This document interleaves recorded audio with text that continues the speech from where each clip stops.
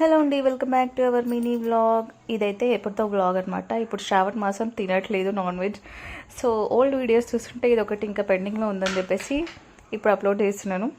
మొన్నటిదాకా ఫుల్ వర్షాలు పడ్డాయి కదా, అప్పుడు ఎవరి ఇంట్లో చూసినా ఫిష్ కర్రీ ఉండే మా ఊర్లోనైతే. సో ఇంకా మేము కూడా ఫిషెస్ తీసుకొని ఇంటికి వెళ్ళి మంచిగా ఫిష్ కర్రీ అయితే వండుకున్నాము. కొర్రమట్టలు అనమాట. అవి అయితే టేస్ట్ చాలా బాగుంటాయి. వాటితో పాటు ఇంకా చిన్న చిన్న ఫిషెస్ ఉంటాయి కదా, అవంటే నాకు చాలా ఇష్టం. పులుసు లాగా చేసుకొని తింటే.